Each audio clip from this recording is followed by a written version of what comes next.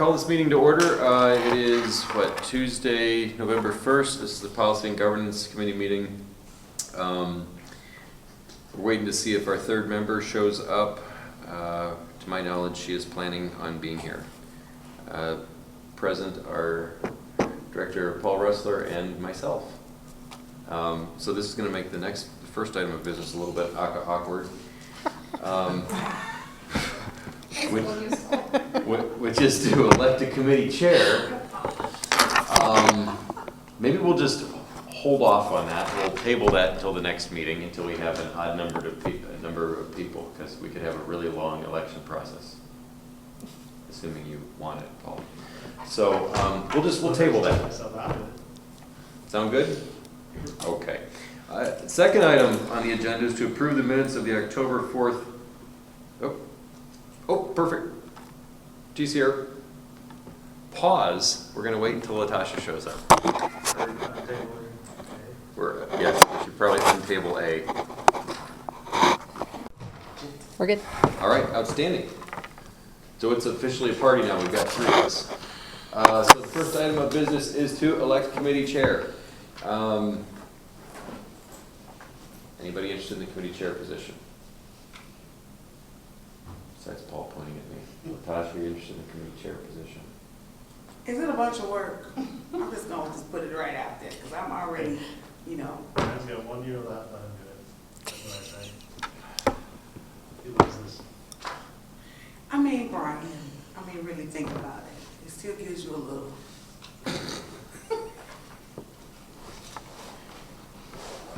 You still can keep your really great relationship with Kim over the phone.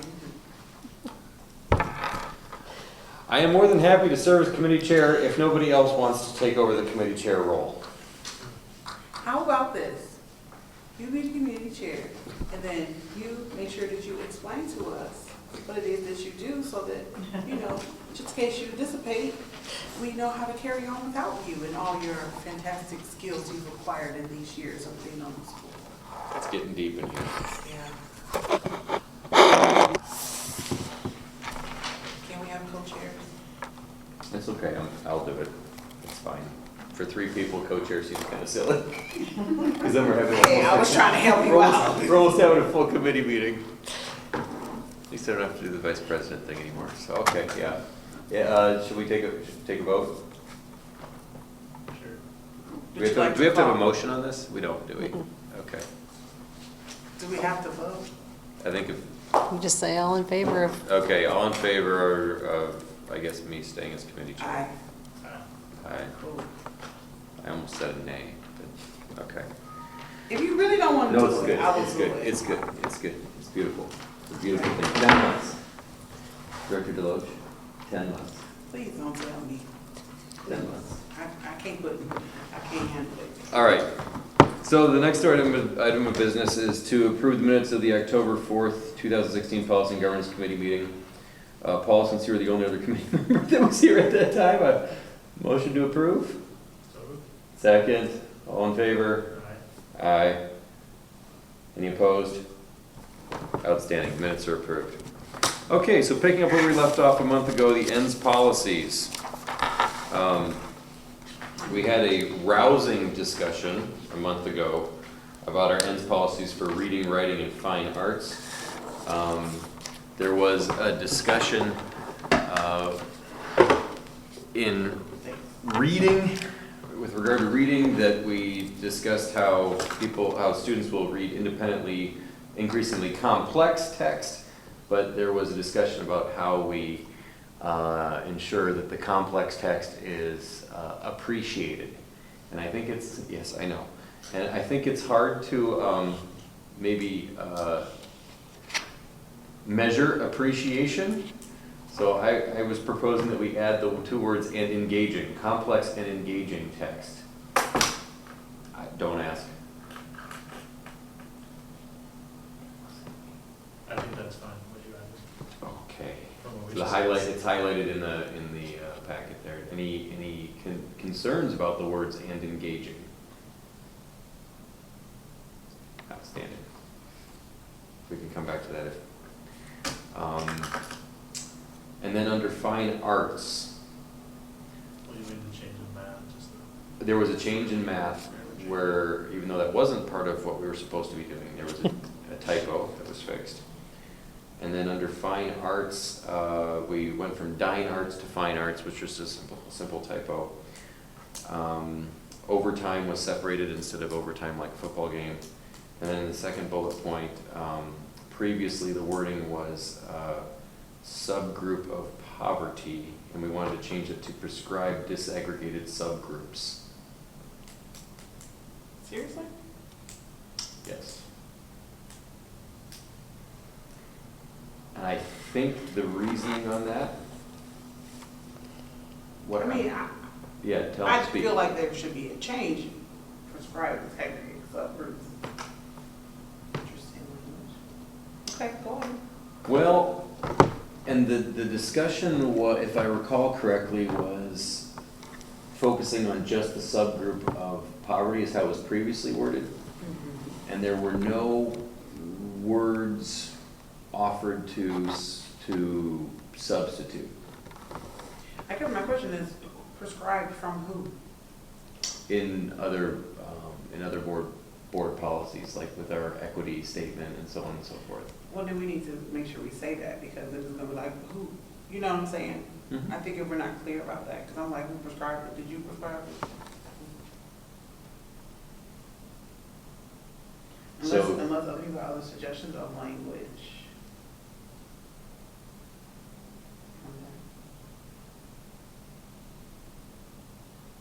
Okay. I'm open to ideas. I don't know if you would say from the, oh yeah, I guess you can say the, right. Whatever, it just, I mean, are we trying to get at our kids that have access gaps? Educational gaps? We want kids to be more involved in fine arts or exposed to fine arts. Right. No, I'm in complete agreement with that, I'm just saying, you know, we would need to put some language in there about what the prescribed disaggregated group would be, or does it make sense, on average, the number of, in percent of students from, students identified with access to opportunity gaps, will increase in volunteer participation. I think that, Say that again. I just said access to opportunity. You could say opportunity and educational gaps, I guess. So a number and percent of students with, From, with, with, okay. I like it. I just think that's a little bit clear. Do you guys think that's, I mean, y'all got all these extra degrees and stuff. Talk to us, don't get over there typing, what? Tell me I what you feel said. like- Number of percent of students with opportunity gaps? With access to opportunity gaps Okay. will increase in voluntary participation in one or more of the art forms. It's reminding me of the Any Given Child conversation that we're having about how to measure some of the things that we're doing. This would be kind of right connected back to that, is how we can measure that, and does that mean that they're going into the electives once they go into the secondary world, or are they participating in those extracurriculars inside of it? I mean, we can talk about that another time. I know we're talking about how we want to use that language, but that's just one thing that we've been talking about recently for Any Given Child group too, is how to measure some of the things that we're asking. I like that proposed wording, I do. I'm just saying, if not, I feel like we're gonna have to make this a longer sentence to talk about what the prescribed is. I mean, you could just list disaggregated subgroups of ethnicity, I mean, what do you want? Do you want just ethnicity and Just FRL? Do you want IEP? Do you want ELL? Those are the groups we usually disaggregate for.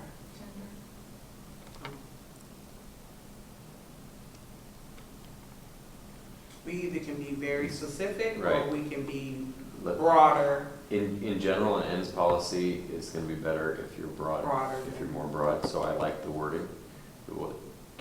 What was frustrating to me was the concern about the wording, but no offered Oh. alternatives, so I like the offered alternative. I'm completely open to But that. does that make sense? Do we get? I think if and you then- just take off the word prescribed and just say disaggregated subgroups, we know what that is. Yeah, I mean. That to me, works too. Okay, that's- prescribed, yeah, because prescribed is what's throwing me off. I'm like, was prescribed by who? The state of Iowa? Consistent with The whatever the district- report card is gonna ask us to do, Sure. I think, is. Yeah, because I think that So, okay. goes back to our do it. policy from our last time. Cleaner, simpler, shorter by one word. Yeah, I mean, my point is we're trying to get at those kids that have access issues, but like, prescribed is just a strange word. But if they're looking at it in disaggregated subgroups, then those are the things that we're gonna be paying attention to, right? When it comes to reporting on how we're doing on achieving the fine arts science policy. Sweet. Done, one word less, I like it. Moving on? I'm gonna add a few more. Oh, uh-oh. Just recommend. So wouldn't you also in reading, writing, math, and social studies, or if people want to have science or studies, also add something about disaggregating subgroups? That makes Or did sense to you have me. that discussion? I'm all about disaggregation It seems like we want to have goals for where that consistency. you would be reducing that achievement gap among subgroups.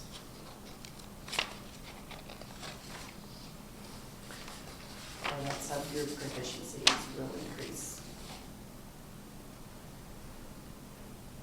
So it's interesting, because fine, so I can tell you, just from historical perspective, fine arts was added in late 2013, right after I came on the board, which was just after which is about 9 to 10 months after the previous diversity policy was voted on by the board that was there before I was on the board.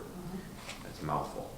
But I think that the reason why fine arts mentions the subgroup of poverty was because at that time, the Policy and Governance or Policy Engagement Committee, or whatever the heck it was called at that point, had written it, focused on that, and everything else predates that. So I think that's an excellent suggestion if we want to disaggregate. I mean, I think that's great. As we go through these on the 3-year cycle, we can add that to each one. So we're focusing on reading and writing right now. We can easily put that in as a bullet point. Yeah. So suggested word. Reading and math for short, I guess. Okay. You know, later you had something about you really kind of focusing on those two groups. So for sure, we can get reading and math disaggregated data. Okay. So, and that's actually in line with our strategic goals and everything, so I dig that. But that might give you some perspective why fine arts has that wording and nothing else does.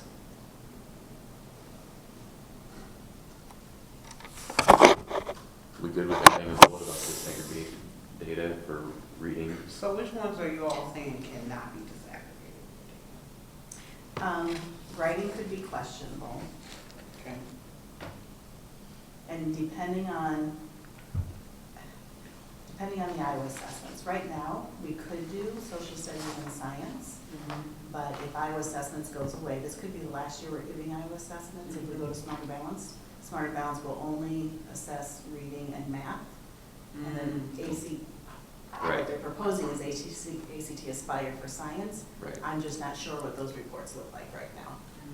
So that's my What question. last time about leaving some of these because we didn't know what the changes were gonna be, did we talk about that? A Change the little wording, bit. That right. was when we get into the Appendix 4. 4. Is there a way, like, within the global ends policy to, not the global ends, but like these ends policy to just include that overall as much as possible, given our standardized state requirements? Instead of trying to pick through each one of them. I mean, it's gonna be difficult to do character development, you know what I'm saying? I know that, but as much as possible, given the data that we're able to collect, can we just include that? And then that way, if we can get reading, math, and whatever, we have it in our policies that we gather that information to disaggregate. Because to me, I mean, as much as it's frustrating to see some of the data sometimes, it still, for me, is able to go, okay, this is where we can pay attention to and drill down in and make an impact. I mean, you know, I mean, seriously, if you see an area, then you can do that. But if we don't know that's the area we need work on, or we make assumptions that we do, but to see it and go, okay, let's move by 5 percentage points. It kind of gives us some abilities as a board, as a district, to make some goals about where it is that we're trying to go versus saying we need to improve. Because a lot of this stuff will say, improve, get better. Like, what the heck is that? You know what I'm saying? It's not very clearly defined about what that means. It's just half a point, is this, you know, so. So, okay, so are you proposing like somewhere in the earlier part? I'm just talking about when we have in the academic achievement part at the beginning of our ends policy, I think is stronger to me that we include that as a sentence or some part of a sentence in there that we're gonna disaggregate, get data out, whenever possible. Yeah, where, I was just say where possible. Yeah, whenever possible, So you basically say where possible, progress towards these ends, towards these academic ends will be we will. Measured. Will be measured. measured among disaggregated subgroups. Yes. Did you get that right? Okay. I was like, Hope somebody was right. I'm like, wait, we're talking. I'm like, is everybody right? I got stuck in the middle, sorry. And maybe right where you have above those lines that are underlined, that paragraph that else. Right, Mhm. You can just kind of finish out that paragraph and add the statement you just said. right. And then do we still leave that bullet point in I fine think arts? it's fine to leave that, I think it's fine to leave, or let me look. On average, Just leave But it with as, the disclaimer where possible or where applicable, or, I'm just Yeah, I worried think about the that's right. writing. and- Yeah, I think that was in there. Where Can you read possible. that back to us? What I have is where possible, progress towards academic ends will be measured among aggregated subgroups. Just- just, Disaggregated, that's even what I have. Where So possible, that- so progress then that towards hits academic all of ends will them. be measured And among we measure that. as disaggregated much as we subgroups. can. That sounds good. so just, can I go back to fine arts, because the second Sure. bullet point, I would say make it, if we have that where possible statement in the beginning, then what we do under fine arts is you just say, on average, the number and percent of students will increase in voluntary participation in one or more of the art forms. You leave out the disaggregated subgroups, you just leave that out at that bullet point, because you have the one paragraph. Well, the purpose of it being there, especially if you go to the asterisk or whatever, the purpose of it being there is that we definitely want to make sure that that's important. Sure. I don't have a problem Leaving it? repeating it. Okay. I think that's all right, because it's being very specific about will increase in volunteer participation, because we know for years and years and years, we know that that's an issue. So I think sometimes having it Sure. throughout, and then if it's, that to me is a focal point. Okay. Does So that we, make sense? so we add the sentence earlier on, and then For we all leave it of in fine them, arts. Got it. right? And then for fine arts, it's just an extra, this is important to us. It just was added a couple of years ago too, so Yeah. I think it's important at least give it some more time to be in there. It's something that we're definitely focused on. And- Get out, get rid of, the poverty of poverty and the prescribed, and I think it's a cleaner sentence. Sweet. And Diane, look, what you were saying is that right now it's gonna, at least with the assessments now, we're able to Mhm. specify reading, math, science, but And, yeah, right now you can do social studies social as studies well. and writing, or no? Right, Okay. it's not measured by Okay. assessment, so we do that through. So that's where the where possible catches all that, Mhm. because we're not possible. Right. He's not possible. Right, that's what I'm saying, because under there is also the character, I mean, Cool. unless you guys got some character development survey you don't know about, I mean, it's probably gonna learn, I don't know a lot, but, that might be hard to get at. Okay. Moving on, any more suggestions on ends policies? Cha-cha? All right. Appendix 4, back to ends policies, academic ends policies, data reports, and this is, I think, what, Paul, what you were coming back to, and I know, Diane, you took a look at this over the last month, but one of the holdups that we had last month when we discussed this is that it frequently and repeatedly refers to the Iowa assessments, which is in flux right now. So initially we had said items 3 and 4 and 5 and 6 had it, but it's pretty much all of them have it. All of them refer to Iowa assessments. Additionally, in number 7, it mentioned NCLB, but did not mention every student succeeds, so I had just proposed throwing a /ESSA and every student succeeds act in there, but it sounds like Appendix 4, we might want to hold off on any finalized changes until we have some further guidance from the state. Is that your recommendation, Diane? Because I know you went through these. Right, I would. You know, the things I highlighted were just things that apparently used to be provided to us from someone from the AEA who doesn't any longer. And we just can't get that data under the national standard score line graphs. We can get some matched cohort data, so I mean, we can do some things, but it's just not gonna be exactly how those were worded. I wonder about and the assessments administered too, is Amy, maybe a little general, because we administer a whole lot of assessments, and I don't know that you want data on all of those. We say state Like assessments? state mandated, or even district-wide, we administer a lot, you know. I would say the state State mandated mandated. assessments. State mandated assessments. assessments. Instead of Iowa assessments, just say state mandated, and that should, That's fine. right now it'll include Iowa. Yeah, because we're talking a brand here Yes. instead of a, yeah, that's, And then that also will, if it changes in the future, it actually will keep. Right, it. Mhm. right. so in items 2 through 6, I think it 2 is, through 7, 2 through 7. So, yeah, state mandated. state mandated assessments, okay? Brian, can you bring this up again a year from now? Because we'll have a whole lot more information. I think we'll also see in 6 or 7, probably mention of growth with the new assessments and not just efficiency. I think we'll see a combination, so Sure. I think we'll know more in a year. Well, He's only got I 7 won't- months. I won't be here, so it's certainly up. It is on a, I mean, Is that a 3-year cycle? yeah, it's on a 3-year cycle, so they'll be hitting it again. Certainly a lot of those questions will be answered. If there's some urgency to do it beforehand, sure. I mean, if the district is gonna stop because Appendix 4 doesn't say. I even wondered if waiting is to touch it at all. I mean, We could. That's true. I mean, and again, I just think that every student succeeds. It's nice to get that in there, and then state mandated assessments, we could just say that it's, I mean, you could leave the asterisk, Sure. that this is, at the time of, statement could say, at the time of review, the method of state mandated assessment is still being determined. Right? And that way, the next time they come around to it in 3 years, they could go, oh, that's why this is so. And if you can add your unavailable line, Aspirational goals there would you be go. when You can available. leave anything in there.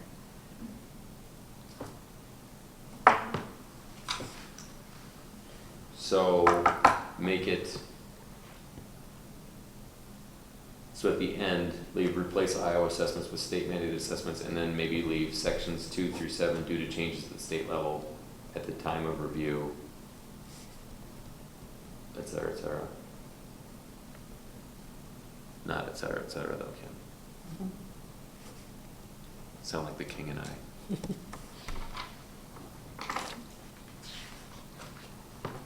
Anything else to recommend on Appendix 4? Onward and upward?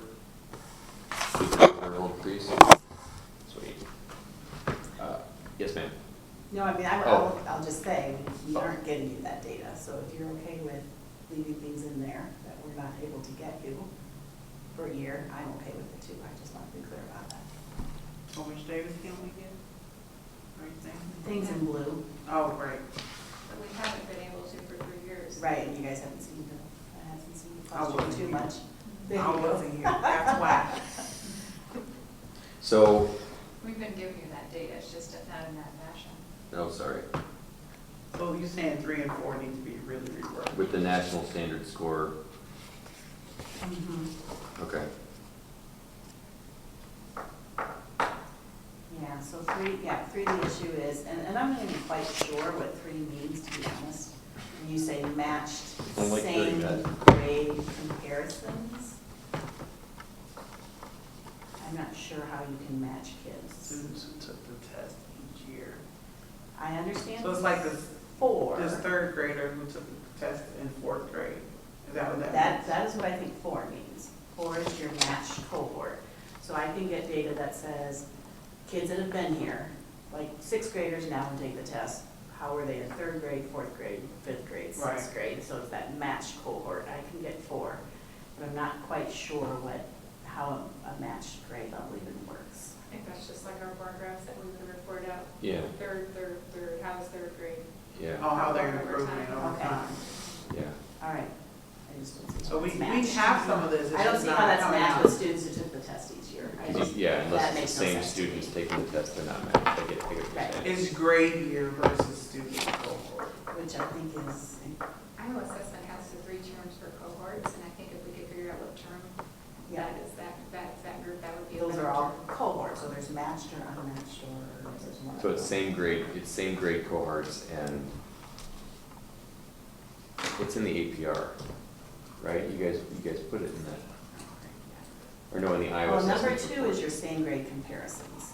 Total group, all kids tested. It's in the handout from what you guys just had at the Right, last meeting. Right, and that's what number 2 says. Right. So it's third grade in 2012, 2013, Right. 2014, 2015, right? That's what I think 2 is asking you. Versus the class of, as they progress through.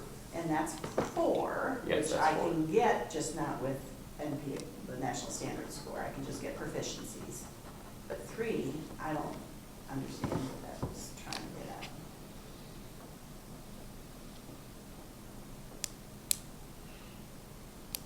I think 2 and 3 rolled together, because it looks like a lot of this is about the national standard scores.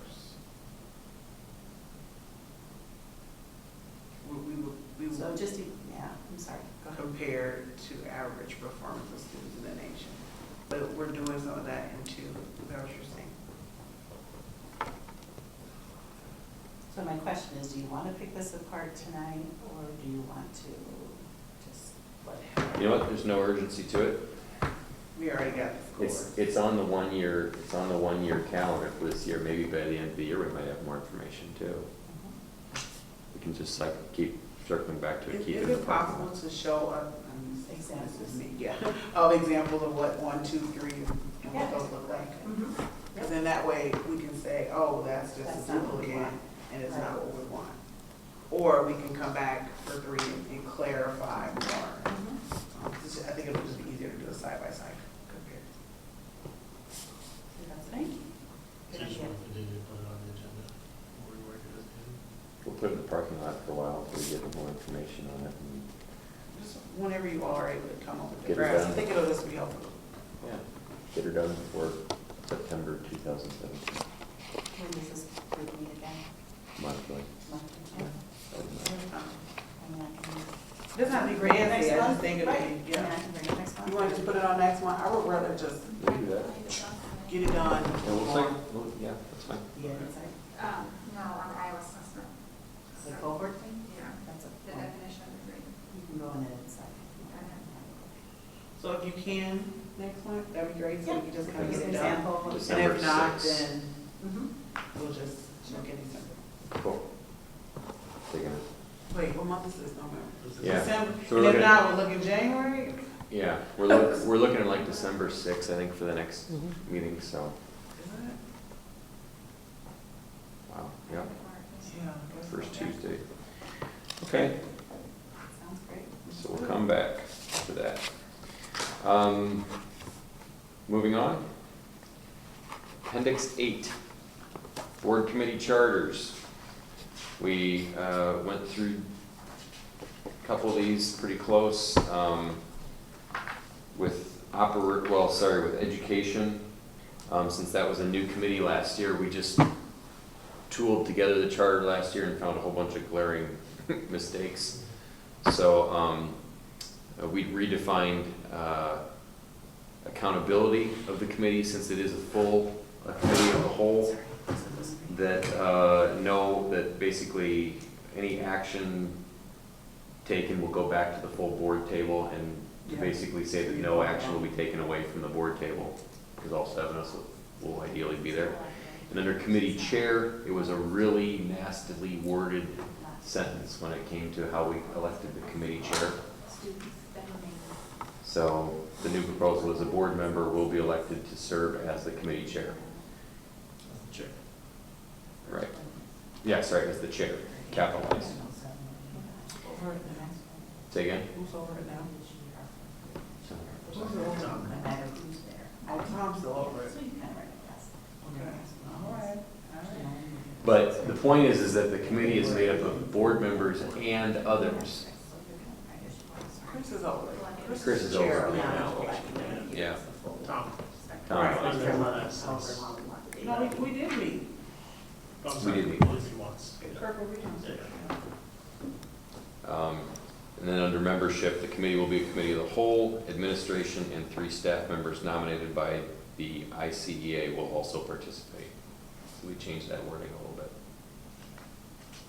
All right. And we had some discussion about if they should be nominated by the ICEA or not, but considering there's no other group to nominate, that was left in there. Would you agree that's the crux of the discussion, and it's a summary of the discussion? Yes, because we talked about how not everyone is in the ICEA, so Yes. not all teachers will be. I think there's about 70% membership, so we talked about how 30% are being left out of the possibility of being nominated to the committee. So do we want to include one additional member, is that what you're saying, or not? We discussed it, I think we decided that it wasn't necessary to add that person because Right. forcing someone to do it doesn't necessarily want to. Or why would they be for? But we have to have one. No, I'm just saying, okay, I mean, I know, I realize that we put it in there, but I think if we say with an option of a non-ICA member, leaves it open to, Then how do they, I mean, it could just be sent out as a no, if there's a teacher that's not an ICA member that would like to sit on the education committee, let us know. If it's a slew of them, Well, then that's a different. I think we talked about it should go out to every teacher, right? I Yeah, think so, yeah. And then that it wasn't necessarily ICA members, and I think Steven said that the responses back from non-ICA members are usually very low or, more things done. I'm just saying, it leaves it open for opportunity that we were trying to be, I agree. Oh, I think I to was. provide Yeah. space for folks that were not Paul connected to the and union. I Paul think was I the one argued- making that statement. Huh? Paul was the one making that statement. Oh, okay, well, I'm trying to support you. You feeling supported? Okay. I'm just saying, like, I mean, I think when we leave space for growth and change, I think that's a good thing. And, you What- know, Here we I don't go. know what that membership has looked like. Has it always been at 70% or has it, How about we do was it this? 90 and it went down? What if we just say administration and 3 staff members will also participate? And just leave out the nominated by the ICEA. Are we getting in trouble by doing that? Is there gonna be a problem with ICA people? I see, I'm sure they would prefer that. that it was open to whoever? No. Oh, they prefer that. That's what I was saying. I was like, Well, you know, they might feel like this is a really privileged thing for them and you were trying to get the district in trouble. right. So that's why I said would also be with an additional seat that's open for any non-ICA member, teacher or whatever. Wasn't last year the first year that the ICEA started even Yeah. participating in these meetings? Oh, yeah, for sure. Well, and it was the first year of the committee, too. So do we think that, I mean, I guess, no, we don't think it would be. No, Did Brady, it was just Brady Mitch that attended, right? Unless Is we Brady had a Mitch and specific- Monique? Monique, Oh, Monique. And Yeah. before that, it was Gina, wasn't it? Oh, no, it was. from City High. From City High. What's her name? Miss, Robin? Robin Butler. Rob Robin Fields. Fields. Fields. Yep. Oh, what the heck? Who's that? I just made up some random person. Sorry, Robin Butler. Okay.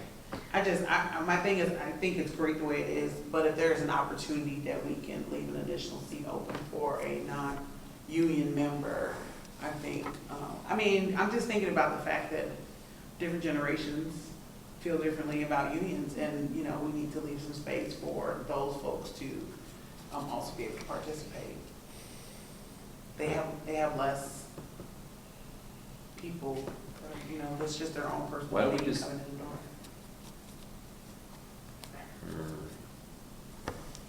So I'm just wondering if we leave the nominated by the ICEA in there. I think we should. I think for purposes of, What do we word it instead? I think you keep that in there, and I'm just saying, by ICA and an additional, and an optional position, seat, or however we wanna. That's what, yeah. I don't say we have to fix that today, I'm just saying, if we need to hear back from Steve, if that's gonna be problematic or something, I don't know if it will be. How about, well, the only, again, I'm in agreement with you, I'm just playing devil's advocate here, if you have 27 teachers say, I wanna do that. That's an optional AC, and then that should be an application. No, okay, so then who chooses? The board, Just a lottery too. That's true. Maybe y'all. I'm just wondering if we need to know. I think it's important, you're right, I'm just saying that I think it's nice, or maybe it's 2 seats instead of just 1. 3 of them, 2 of them. How about we just put the option of a non-ICA member? Sure. Just say staff members do not need to be members of the ICEA to be nominated. So good. Bam. We gonna hire her, y'all get her on y'all staff. Or ICEA membership is not required to participate in the committee. But this is for 1 seat, right? Could be a problem if ICA wants to. Nominate 3 They're still nominating, so the question is, are they going to Let's necessarily do- nominate someone who's not a member, but you're leaving it in their hands. I like that. Just say you don't have to be a member. But wouldn't ICA only nominate people that are in their membership? That's the thing, I mean, I don't know. that's how they have access to it, that's what I'm thinking. Just leave it 3 staff members. That's what I'm saying, Yeah. leave it at 3 staff members with the Right. option But then how of, do you identify them? That's, you're back to Paul's question. I mean, if you want to just do 3 staff members and do it by lottery, that's fine. I just think the issue, I think we should just send it out saying this, the membership is a membership of the whole with administration. We have 3 folks that are nominated by ICA, and we have an additional seat for any non-ICA members. If you're interested and you're not a part of the ICA, please contact such and such and such. If we have over more than 1 person interested, we will have a lot. The other thing you could do is if you Did you want get to, that, Kim? Oh, sorry. I'm making sure that, you could say something about 3 staff members, including the union president. I mean, that way at least you're knowing yours and get one. I want in the union, like leadership. I don't want to grow the committee necessarily, but that's not bad. 3 staff members. Because right now we have the, One with But you're back to who picks them. right. Or just including ICA leadership.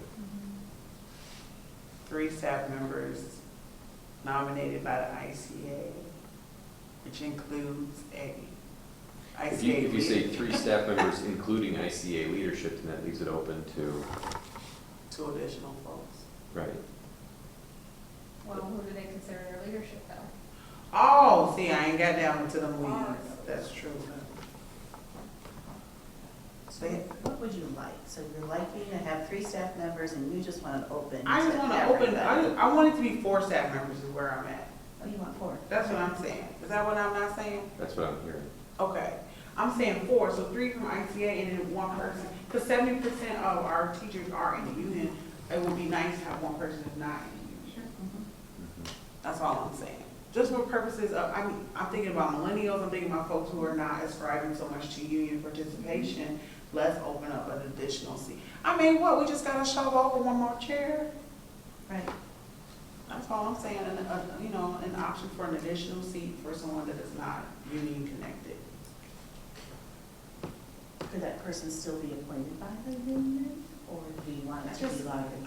I think it should be a lot, because they're not participating, so it will feel weird. If I was not a union member, Sure. and they was like, oh, we gonna select you, and I'd be like, I don't Mhm. come to y'all meetings, I don't pay no dues, kind of thing. I think option, how do you want to phrase it? It's got just 1 sentence, optional participation by a non-ICA member. We don't have to put anything about lottery. We We don't, just get rid of optional. Okay. I mean, I think it's nice to have optional just in case that no one ever wants to do it, that the committees still can move forward. But I just wonder what ICA is gonna do if a non-ICA member, I mean, are they gonna say, well, no, we don't wanna participate in education, in the education committee? Really? That'd be pretty crazy. I'm just saying. You met our district. You know what? You have way more experience than I do, so. yeah, you have more experience in this moment than I do too. That seems rough to have one person that's a non.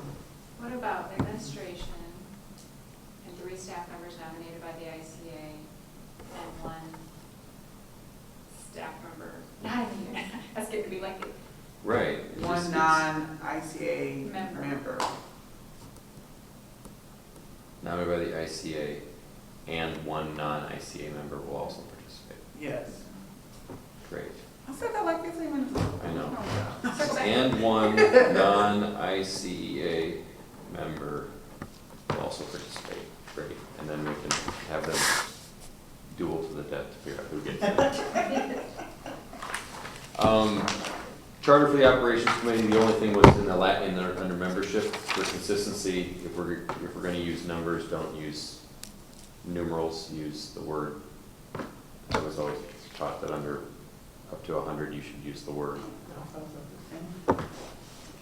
And then under the next page, Charter for Policy and Governance Committee, we of course changed the title because it's not an engagement, it's not policy and engagement anymore.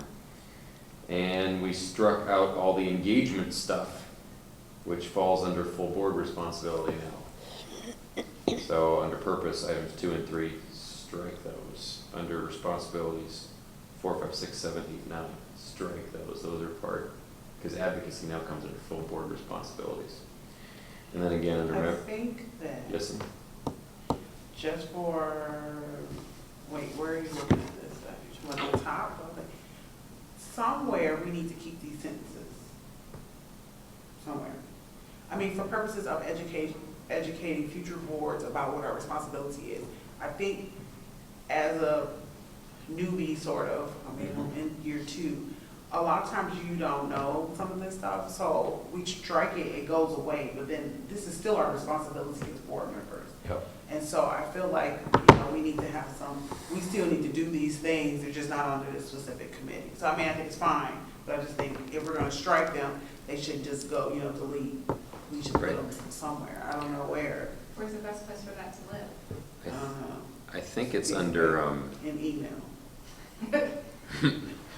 I think it's under, It goes in that handbook that Kim's supposed to hand out. That needs to be updated terribly. Actually, this is what I'm waiting to update it with, are these.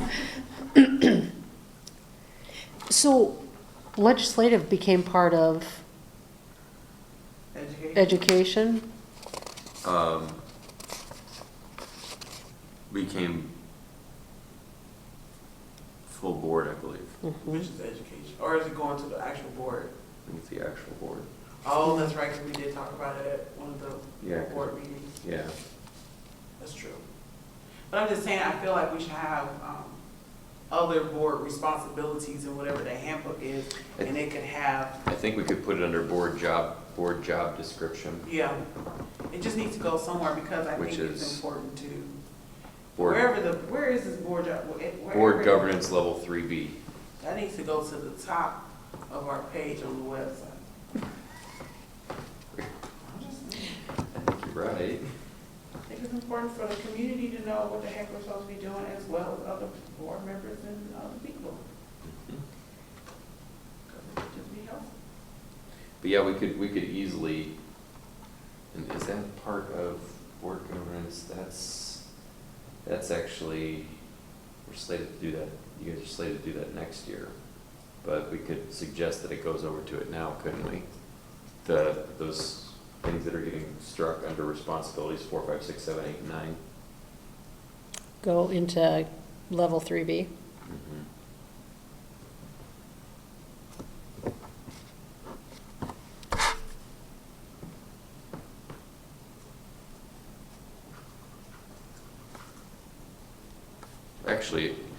So level 3B currently produce written governing policies. Board will assure superintendent performance in achieving ends. Board or its designated representatives will address legislative issues that impact the global ends policies. Board will provide a complaint process for stakeholders.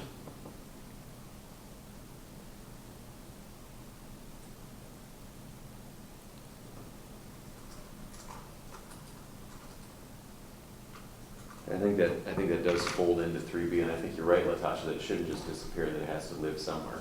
I think it's important stuff that we still need to do. So I think maybe it really comes down to purpose 2 and 3. Instead of looking at responsibilities 4 through 9, look at the top where it says purpose 2 and 3, and maybe just move those things over into board job description. Yeah. So just those two, Yeah, okay? the 2 struck items under purpose. So, Just talks about elected and public officials. It talks about Right. facilitate dissemination of information to stakeholders of the school district and allow for feedback from the community, which is already kind of encapsulated there. so for committee chair responsibilities 4 through 9, Mhm. where do these need to go? Because we still need to provide updates to the board regarding UEN, IASB, who's having regular contact with legislators and together. I mean, is that now not a board thing and that's a Steve thing? I mean, those things still need to get done. Right, so, yeah, it's a board thing. But the thing is, the problem sometimes with just putting it under board responsibility, that means that nobody will take responsibility sometimes.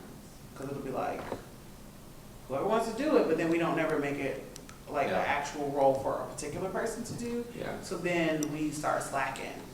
And then no one, because if you don't assign me to do it, if I'm not volunteering, I'm not gonna be like, yeah, let me just go over and check in with the legislators about this. And I think it makes more sense to have one voice that's specifically doing that, or 2 voices. I don't know if that's board chair stuff, like overall president, vice president stuff, but some of this stuff has to go somewhere. Because facilitate community input as needed, like that has to go somewhere. Because we don't have that engagement group anymore, or whatever that was. They had a fancy name, I can't remember. Also, for advocacy. Advocacy and engagement, yeah. But that stuff is part of that, and it has to go somewhere. If we go from 3 responsibilities and we had 9, where does those 6 go? Well, because the engagement part has been,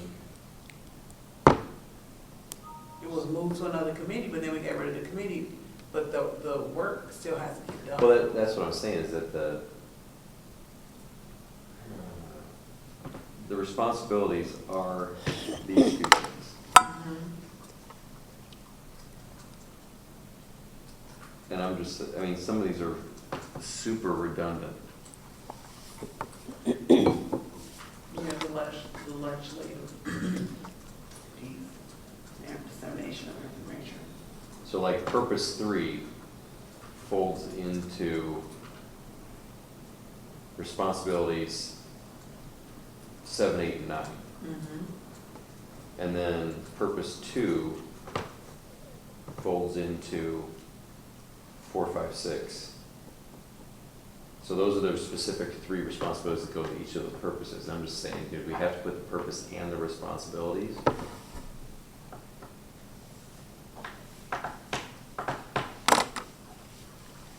I like the way you're thinking though. I'm just thinking, me I and you like- go away in a few years, you and Ted, I don't know. I'm just saying, somebody is not going to have this institutional knowledge to be able to, I mean, like, if this goes away, Kim, like, is it just gone forever? See, that's what I'm saying, and I'm worried about that, because if we start getting new folks that don't know what that role is, then they don't know that's what we're supposed to do. Yeah. It makes us less effective as a board. with our connections with legislators and our connections with, you know what I'm saying? Say we just get a whole slew of new people, say all the administrators leave, Kim's like, you know what, y'all doing too much, and then we don't have any of this information. So I just think striking it is a good idea from this section, but it needs to go somewhere else. The responsibility don't go away. Some of that stuff that falls on maybe the board president, on the chair, could we put that into the board administrative guideline 207 under the board president role? I don't know, school board standards very well, but does it at all fall within your own school board standards so that it wouldn't be a preceptor button?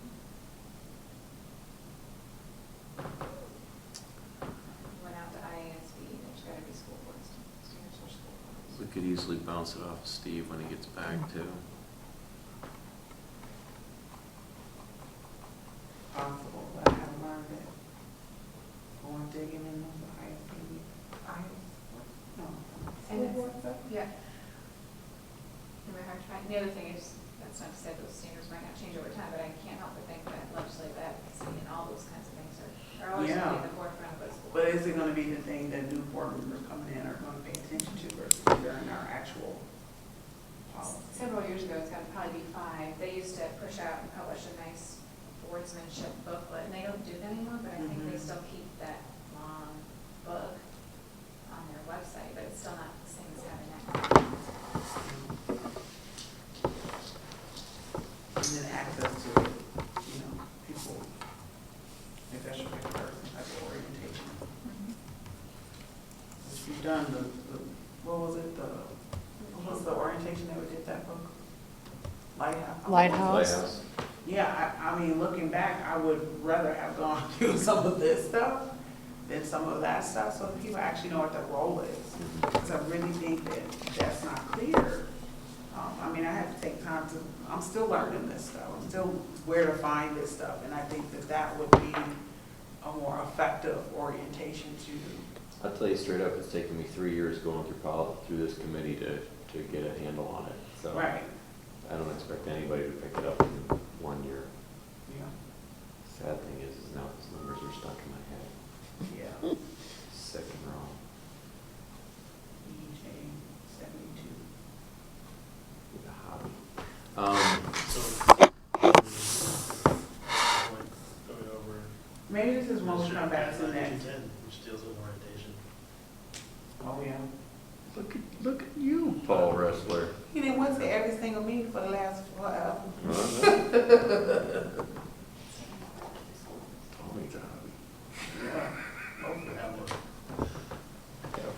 But I just think that, if we feel like we want to, I think we need to come back with some type of solution about where these responsibilities are housed. I found standards for effective school boards. Oh, One visionary team, there's 4 bullet points, 2 student learning, 5 bullet points, 3 district culture, 4 policy and legal, which has policy, leadership, legal, ethics, transparency, 5 fiscal responsibility, several bullets, 6 advocacy. So there's stuff that's in there, but, just to note, No. But my thing is, that's fine, but like, where do we put that? Refer to the school board. You know what I'm saying? That's fine, we don't have to have language, but we need to say refer to something, because if not, it just goes away in orientation. Because all it says right now is the superintendent and administrative staff will coordinate the orientation of newly elected directors. This orientation shall serve to acquaint new members with the overall management of the school district. So you're saying we need to put a link in there Yeah. saying, please refer to Iowa, the standards for effective school boards in reference to our responsibilities? why don't, will you let me take a crack at taking purpose 2 and 3 and trying to encapsulate some of the things that are in 4 through 9 into 2 and 3 so that and then putting them into the board job description. You guys let me take a crack at that. Sure. I think I can do it. As long as somebody take a crack at the sentence that we need to refer to effective standards of school boards in our orientation. If that makes sense. IASB standards for respective school boards. I just think that could be helpful. And whatever orientation that we come up with, it needs to be tighter, cleaner, and more direct. It's nice to hang out with people and talk, you know, but I love y'all. I Well, would rather be really clear about what our roles are, especially if we have 5 people change, so like, I think it's important, even if it's 2 or 3, to somehow have this orientation a little cleaner. right, so we can talk that later. Sure. We can talk that later, why that happened that way. Charter for Finance Committee, this is real tough. I went to Craig and said, hey Craig, you're the one who came up with the idea for us to have a finance committee. He wrote the booklet for us how to do the finance committee. I asked him to write the charter for the finance committee through Steve. And Craig was good enough to do so. Basically, same framework, purpose, accountability, committee chair, responsibilities, et cetera, et cetera. Anybody have any suggestions for the finance committee charter? Craig was good enough to put in ties to Iowa code, and Didn't we just make some change there? we did, and that's under committee chair, Okay. because it was 2 people on a rotating basis before. Mhm. And now it's a 1-person rotation with one stable, Chairperson. or consistent, I'll say. Not necessarily stable. But is that saying that in there?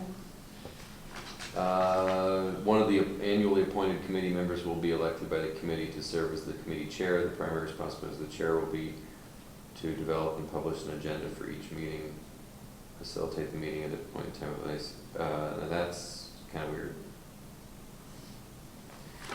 So we probably want to strike that, don't we, Kim? Because when I looked at this today, I think he looked at this as a committee, not as, Yeah. Right. Well, the thing is wasn't there some discussion that we would have a report out twice a year or something? Sounds right. And that we would have a little agenda, and it would be a part of some other, either education or some other committee. So I'm just saying, if that's how we change it, then we need to make sure that's clear here. You know, me, I'm 10 years down the line, so people understand what the heck we were doing. Okay. Well, this is the first eyes on for all of us. With- Okay. I mean, as of yesterday, this didn't exist. Right. So, we can take those. Do you want to chew on the finance committee charter a little bit? And- I mean, I think the biggest piece is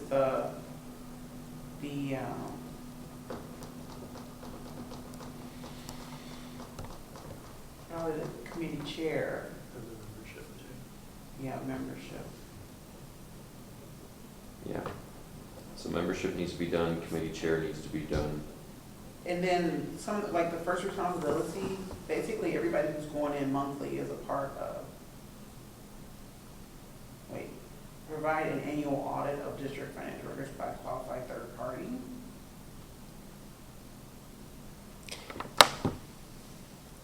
Is that our auditors? yeah.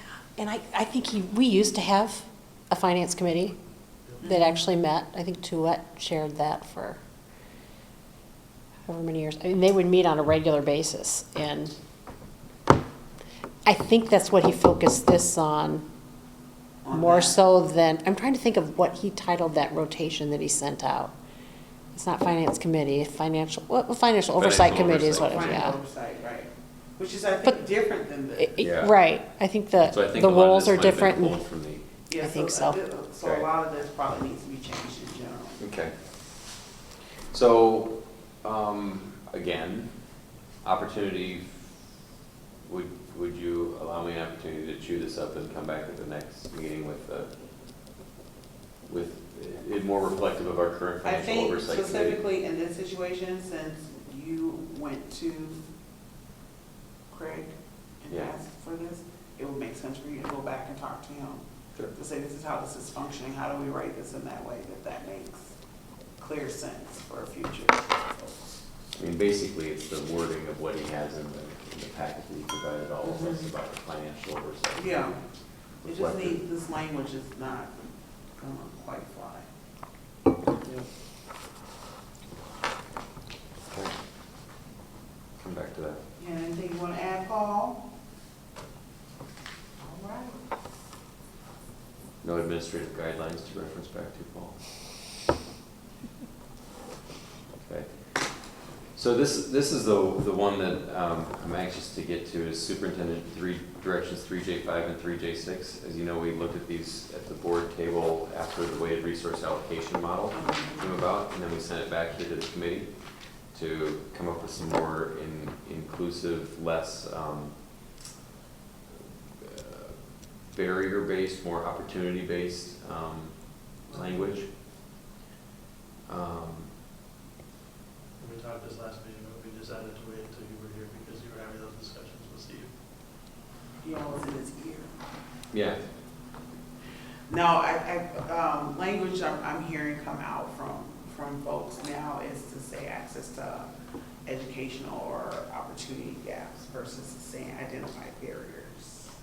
I know that's a state thing, but this is our board, our community that we serve, so I feel like we want to be more strength-based about how we talk about kids who have these struggles. I think that we should do that. okay. Just because they doing it now, maybe we got to do it too. Say that again. I want to make sure I get this wording right. I mean, it could still say identify, but it's like identify students who have access to, who have, access gaps. I'm messing my own self up now, I can't think. Gaps in access. Gaps in access to opportunities. I don't know. That's not right. Let me look it up. Can I look it up? Yeah, because when Chris tried to present this at the DPO meeting, the way he was wording it got some pushback Oh, really?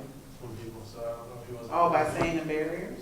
No, he wasn't saying barriers, I Oh. think he was trying to say He opportunities. was trying to talk like me? Yes. Good luck. Try to say it in the reverse of the Yes, yeah. and so he was, I don't think he was getting it across clear, so as long as we know what the right wording is, that. Yeah, let me find it.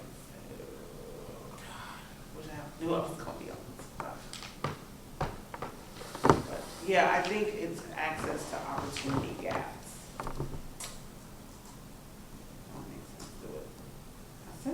Didn't I send you guys this article? Didn't I send it to you all? I thought I sent it to, you and Matt. Wait, you know what? I'm on Facebook, so that's what I'm saying. Good stuff. I know exactly who sent it to me.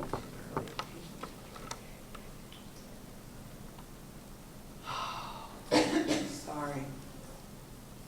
Didn't have a time limit. Oh, yes.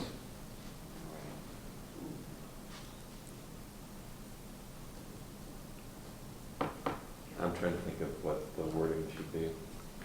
I need to.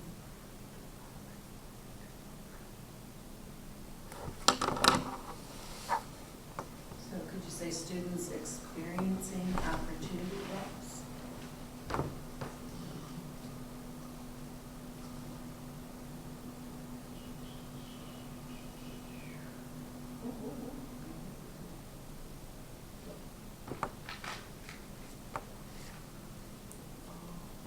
It is called, the language being used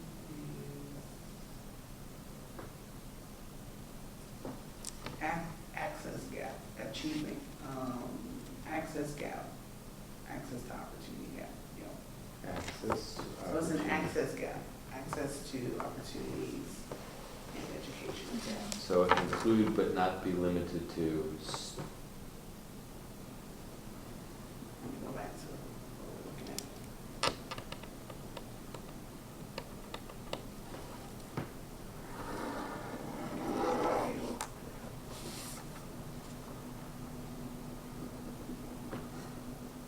To, not limited to.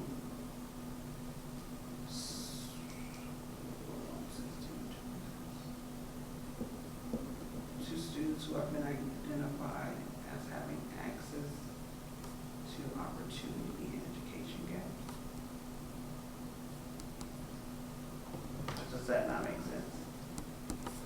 superintendent's on the review and biennial adjustment proposal should consider all factors relevant to academic opportunity and student achievement and include but not be limited to students. We're considering the factors, not the, Not the students. not the students. Right.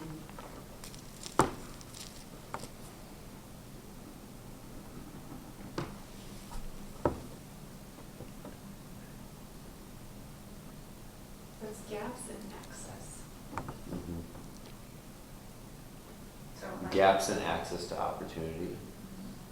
So like I have a report that's come back from Hanover just about equitable experiences. So here's some language, not that it's going to be unique to this, but equity in the educational sphere is generally defined as a measure of fairness, achievement, and opportunity. Ideally, equitable classrooms should have curriculum and learning materials that positively reflect students' background and learning resources that are fairly allocated. Gaps in access to advanced courses, such as AP courses, may be addressed through a combination of comprehensive supports and performance incentives. Equitable classrooms require educators to be trained in equitable, culturally responsive methods. I don't know, I'm just trying to give you some language from that report. Existing attempts to improve I guess some of it was going back to saying access. Access, because that's what it is. I mean, barriers is another way to say that, but access is kind of like a synonym of it or whatever. Of saying, instead of saying, because right now when we're using that word, it's charged a little bit, when we're saying barriers. Okay, What if so, we move it up ahead, so relevant to. right. Access gaps in academic opportunity and student achievement, including. I was gonna say, and, English language learners. I was gonna say, and include access, the access to opportunity gaps, but not be limited to, da, da, da, da. Put it after include, but before the comma.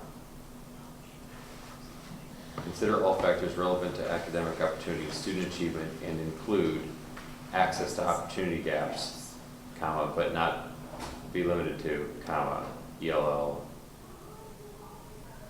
Sure.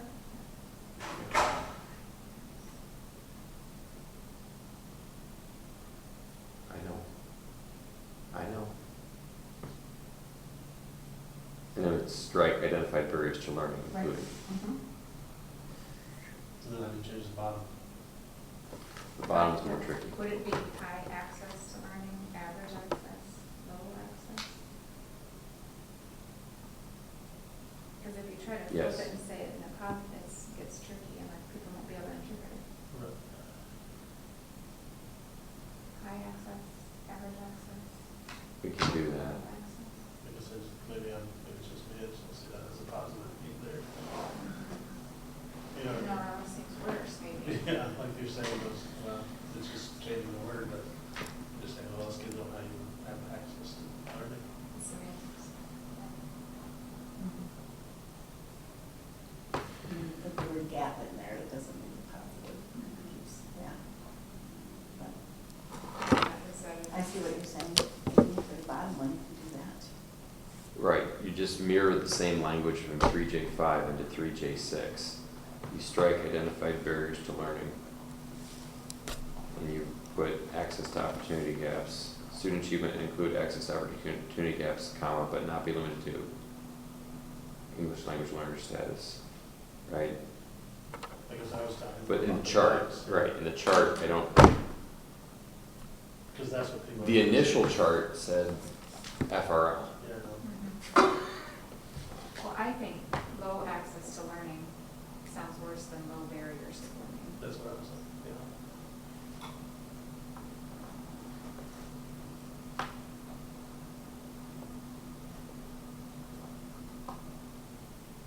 Okay.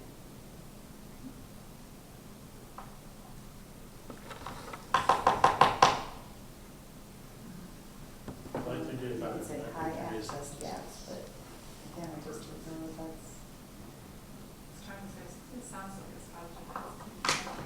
you're right.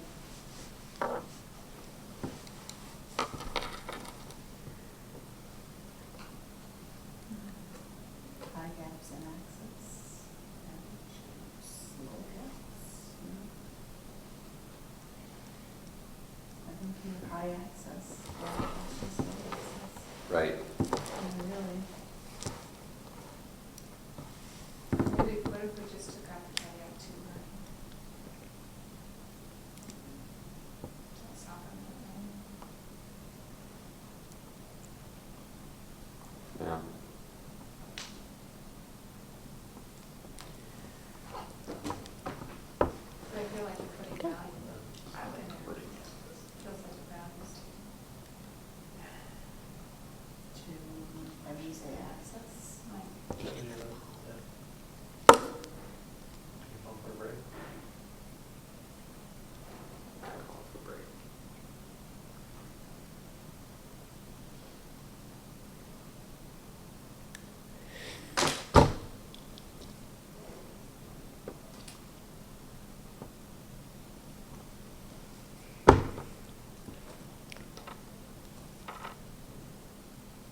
Well, Any thoughts, Kim? I don't even know, you know, going back to that first statement, I don't know anything in there, can't you just take out the red?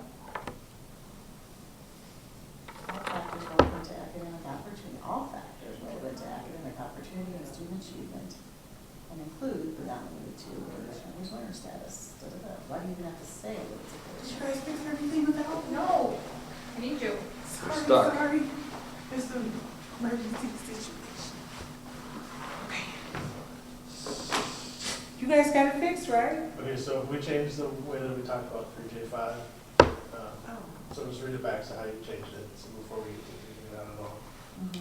Shall consider all factors relevant to academic opportunity and student achievement and include access to opportunity gaps, but not be limited to English language learner status, special education learner status, blah, blah, blah, blah, blah. That's 3J5. So we take out Okay. barriers to learning. Yeah. 3J6. So what we're stuck on is the table.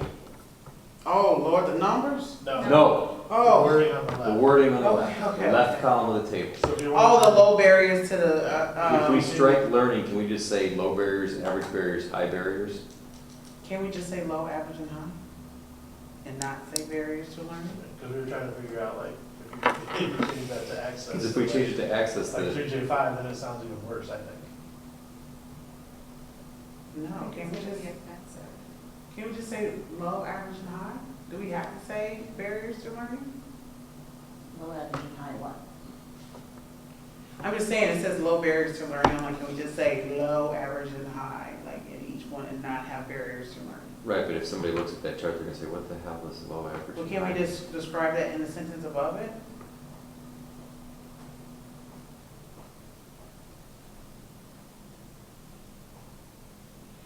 General education, classroom aspirational goals for students with different, you know what I'm trying to say, different levels of learning are no more than. That Or, sounds to me like you're basing it on their previous learning Oh, yeah. versus their, Achievement? yeah, basing it on achievement, so, versus on access.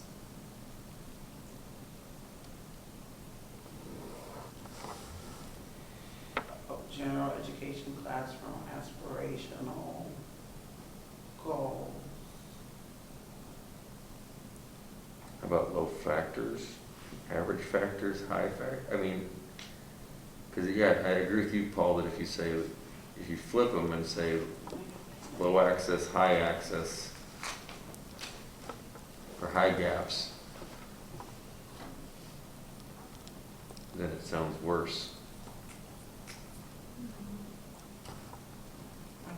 I think there's a way to do low, average, and high, but then to have a sentence above it that describes it. I mean, it doesn't have to be that specific sentence, but I think there's a way to say, what did you say to the earlier one? Access to educational gaps. Because this is what this is about, aspirational goals with students who have access to operate, I don't know what I'm trying to say, gaps. Well, so Should be no more. it'll say annual pupil teacher ratio review and implementation shall, this is the red part, shall Mhm. consider all factors relevant to academic opportunity and student achievement and include access to opportunity gaps, Mhm. but not be limited to English language learner status, special education learner status, and socioeconomic learner status. So that puts that wording in there, but Mhm. So can you just change the chart just to say low access, average access, and high access, and take out learning? Because to me, that sounds better than saying low access to learning. Yeah. Yeah, I know, I'm just like. well, and it ends up getting flipped though, because high barriers to learning becomes low access, which is fine if you want to do that. Low access, I'm fine with that. If we're going to go high access, average access, Right. So the bottom one would be low access. Mhm. right? No, average high, average low. But you're right, I don't want it to say low access to learning. No. Awful.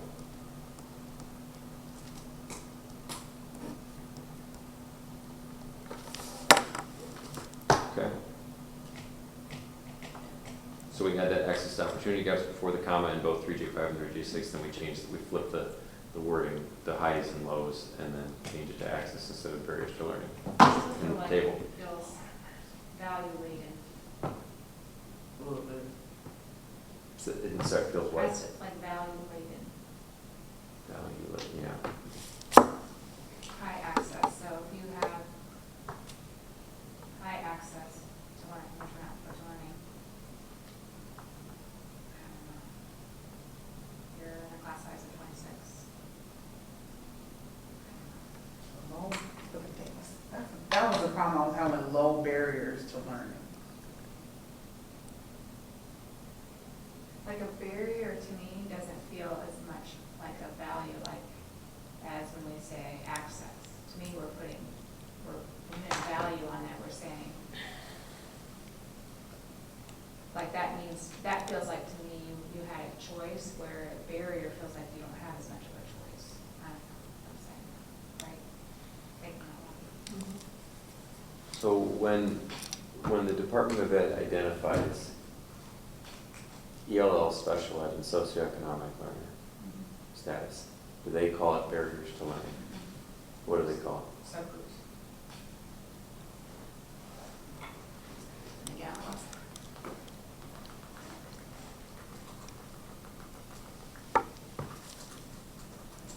Sorry. I'm still fucking with that word.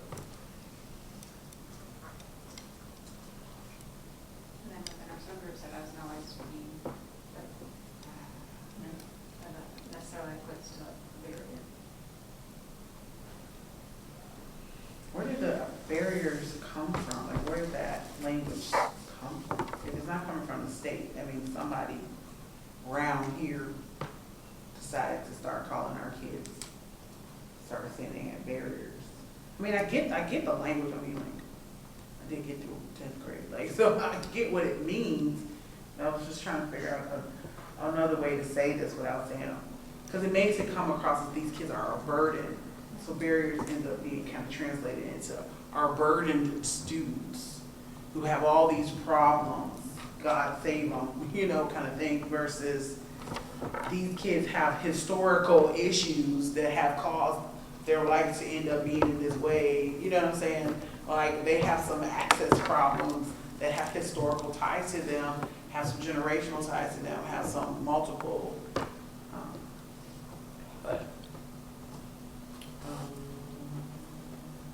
I'm just saying, is there a way we could put it in a sentence above the chart and say,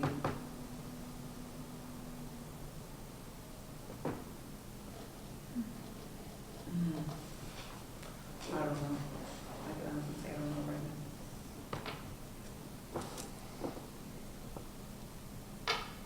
Got anything from the Department of Ed?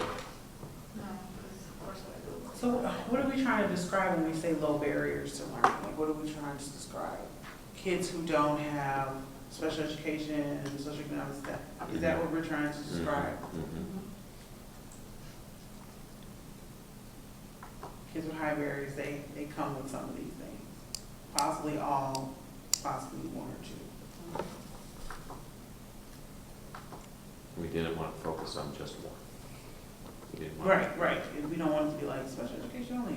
No, I got you. So all of these learners are bringing unique needs, right? Needs is a different one. Low needs. Learners. They have needs that are typically different than, I like that. It's gotta be careful with that needs word. so our English language learners just need experience with our language. Special education learners, well, it's going to be unique to those individuals, but they have certain needs to help them. It's our responsibility to meet the needs. Again, my devil's advocate, because I think it Please was the do. meeting that we went to. I think that you'll find some parents that would argue that my child is a gifted child and has different needs. Absolutely. And they're gonna fall in that group that has the higher class size than typically.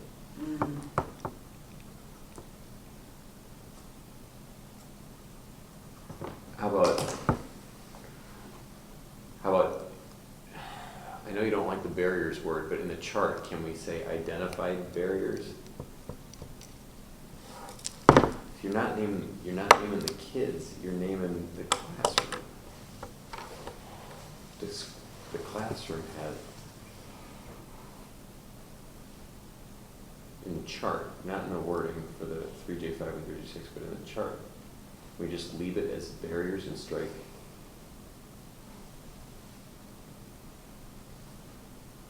I So you're understand. saying leave the word barriers in the chart, but then have changed the other language? Yeah, I hear what you're saying. And I understand why it would be considered just a negative to be deemed a student. I mean, even by taking off the two, learning helps. You know, even if it's just low barriers, average barriers, high barriers, but it's like, you know, low barriers to learning.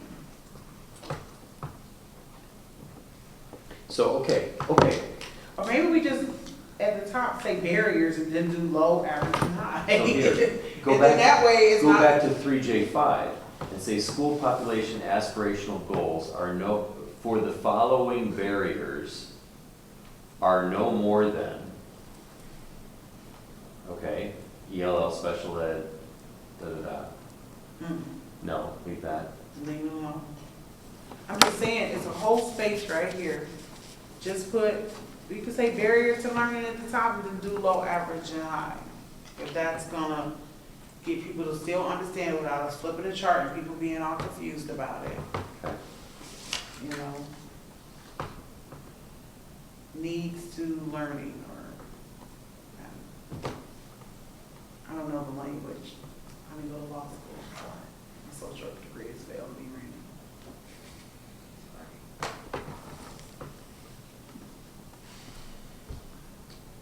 I'm on the USNBC site, they're gonna go with something, overcoming barriers to education.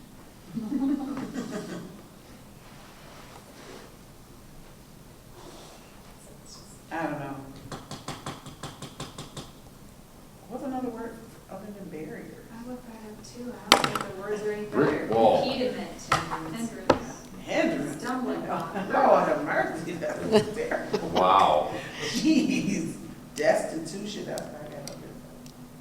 Distress. Impediment? Did you say impediment? Yes. Wow.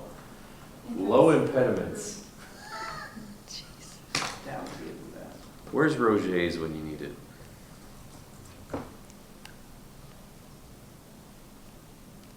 Okay, here we go. Roger's thesaurus.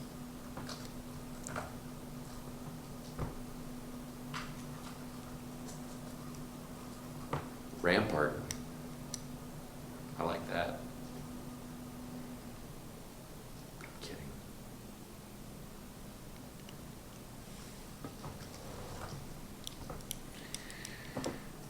Oh, Kim.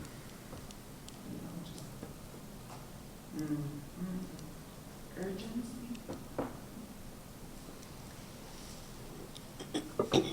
Trench. Fortification. Gully. I'm not helping. I don't know. Why don't we just strike the to learning? I mean, I think that's an improvement. I do like what you suggested, maybe at that top part of that.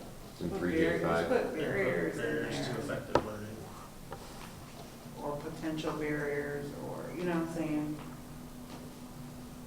You can get it out of barriers.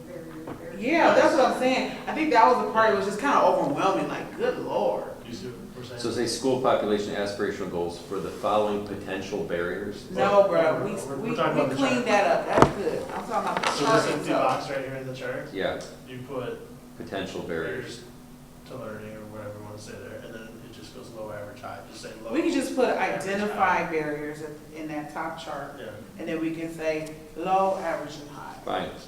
In the top box. Identified barriers? Identified. Let's see, wasn't that fun? Were you keeping that to yourself for a while?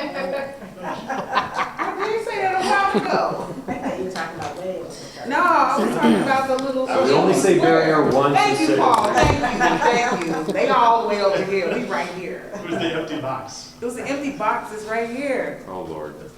I mean, because it doesn't have a name of what that row is. And so I thought if we identified that way and just did low, average, and high, then it wasn't like very. Right. Ah. All right. So we cleaned up the sentence in 6 then too? Yeah, I think we Yes. just translated it over. The sentence, oh, yeah, it's the same as 5. Yeah, okay. Yay, all right, outstanding. Agenda setting. Oh, Lord. All right, agenda setting, we're coming back to Appendix 4. Yep. And then on Appendix 8, we're gonna be circling back to that for Financial Oversight Yeah. Committee. MP&G. Yes, Yeah, so figure out where that goes. I'll get that done. And then, is that it? And then we should probably add one more thing. We'll have done reading, writing, fine arts. We'll be done with that. Oh, God.